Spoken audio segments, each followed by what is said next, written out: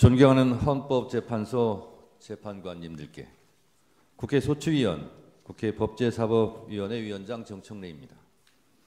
대한민국은 법치국가이고 모든 법의 으뜸은 헌법입니다. 대한민국 헌법 130개 조항을 압축 요약해 놓은 헌법 전문에서 불의한간 4.19 민주 이념을 계승한다고 되어 있습니다. 이는 사실상 5.16 군사 쿠데타를 불의한 것으로 규정해 헌법 정신에서 탄핵하고 있습니다. 대한민국의 주인은 국민입니다.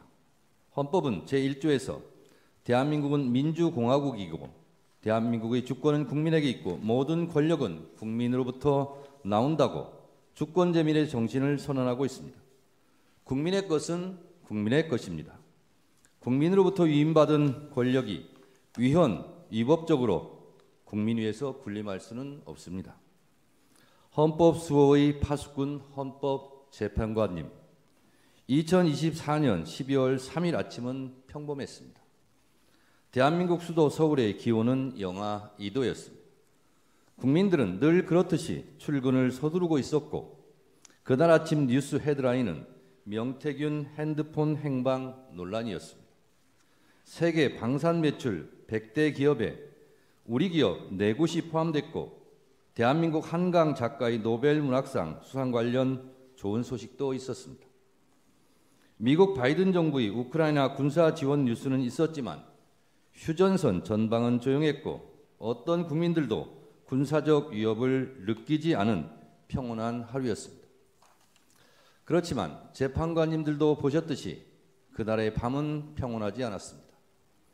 비상계엄 선포 소식을 접한 수많은 국민들은 설마 가짜 뉴스일 거라고 생각했습니다. 그러나 너무나 비현실적이었던 계엄 선포는 엄연한 현실이었습니다.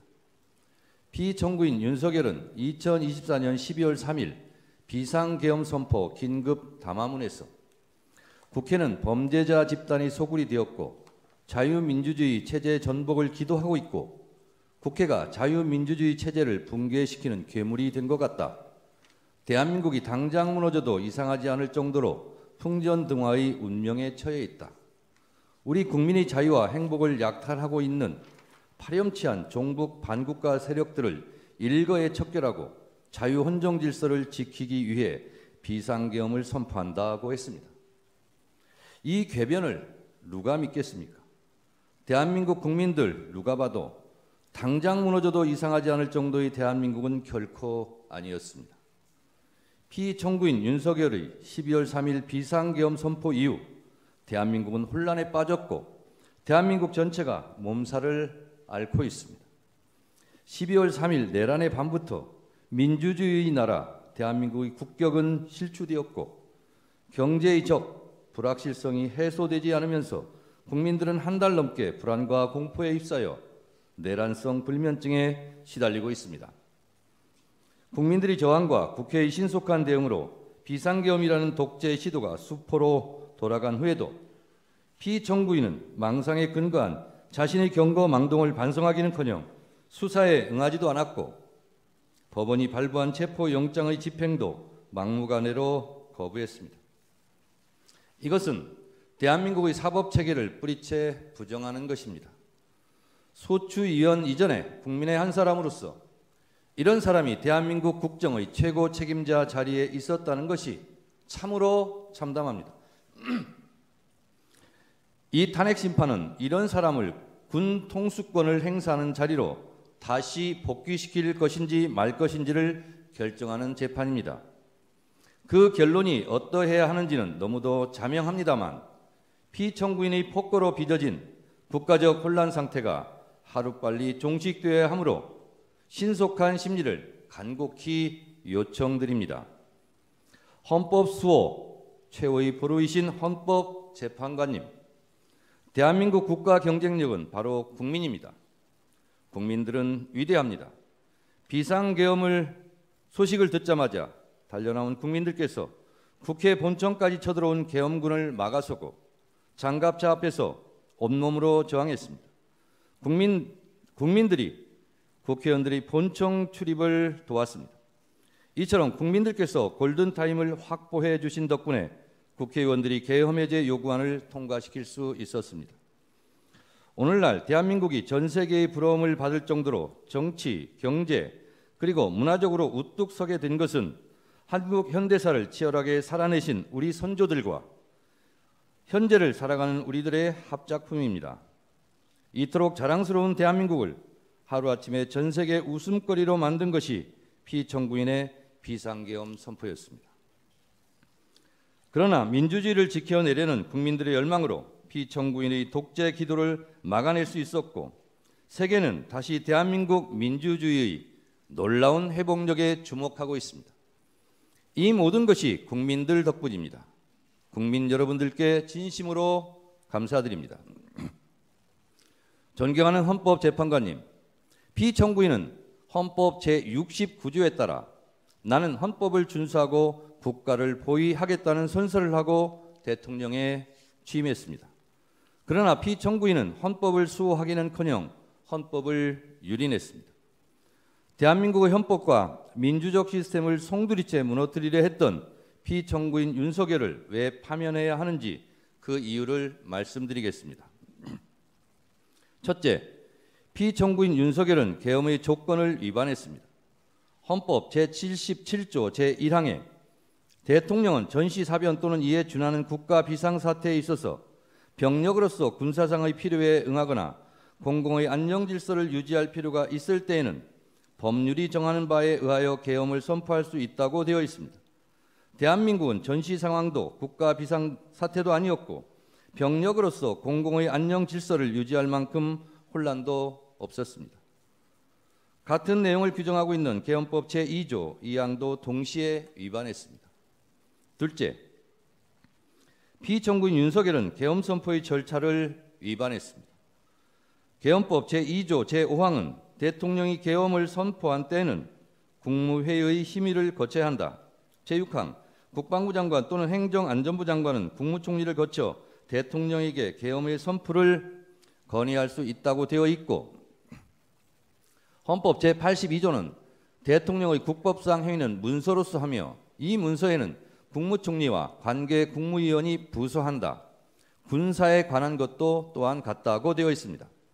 현재까지 국무위원들의 증언에 따르면 형식과 절차에 따른 정상적인 국무회의는 없었고 현재로서는 국무회의 문서도 부존재해 보입니다.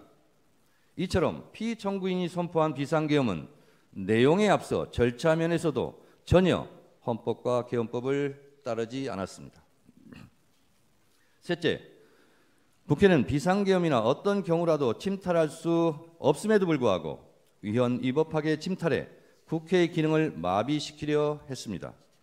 헌법 제77조 제5항에는 국회가 제적의원 과반수의 찬성으로 계엄의 해제를 요구한 때에는 대통령은 이를 해제하여야 한다고 되어 있습니다. 비상계엄을 해제할 수 있는 곳은 유일하게 국회입니다. 이런 국회의 권한과 권능을 방해하려고 국회를 무장병력으로 봉쇄하려 했습니다. 이는 명백한 국헌문란 행위 내란입니다. 넷째, 피청구인 윤석열의 계엄포고령 1호 제1항 국회와 지방의회, 정당의 활동과 정치적 결사, 집회, 시위 등 일체의 정치활동을 금지한다는 것은 헌법 제77조 3항을 정면으로 위반했습니다. 이 조항 어디에도 국회에 관한 특별한 조치를 할 수 없습니다. 이 포고령 1호는 정치활동의 자유, 정당 활동의 자유를 보장한 헌법 제8조, 언론 출판의 자유를 보장한 헌법 제21조 등을 명백하게 위반했습니다. 다섯째, 계엄군이 중앙선관위를 위헌 위법하게 침탈한 것도 사법부의 주요 인사를 체포 구금하려고 했던 것도 모두 헌법과 법률을 위반했습니다. 이는 헌법 제77조 제3항, 형법 제91조, 헌법 제114조를 명백히 위반했고 헌법 제105조, 제106조에서 규정한 사법권의 독립에 정면으로 위반했을 뿐만 아니라 헌법의 삼권 분립 정신에도 위배된다 할 것입니다. 이 밖에도 피청구인 윤석열은 12.3 내란 사태 이후 법관이 발부한 체포영장마저 거부하였고 극히 일부 지지자들에게 기대어 국가 혼란을 부추기고 있고 부정선거라는 망상에 사로잡혀 있습니다. 대통령 관저 농성전 때문에 일촉즉발 무력 충돌 사태까지 염려될 지경이었습니다. 체포되는 순간까지 사법체계를 불인정했습니다. 피청구인 윤석열이 수사기관에 저항하는 것을 보면 헌법 수호 의지가 손톱만큼도 없습니다. 만에 하나 탄핵이 기각되어 피청구인이 다시 대통령직에 복직하면 또다시 제2의 비상계엄을 저지를지 모른다는 의심을 받기에 충분한 언행을 계속하고 있습니다. 피청구인 윤석열은 지금도 비상계엄이 고도의 통치 행위로서 사법심사의 대상이 아니라는 철진한 이론에 기대어 반성과 성찰을 거부하고 있습니다. 피청구인 윤석열은 아직도 자신이 무슨 잘못을 했는지 모르고 있을 뿐만 아니라 계엄과 독재 시도를 정당화시키려는 궤변을 늘어놓고 있습니다.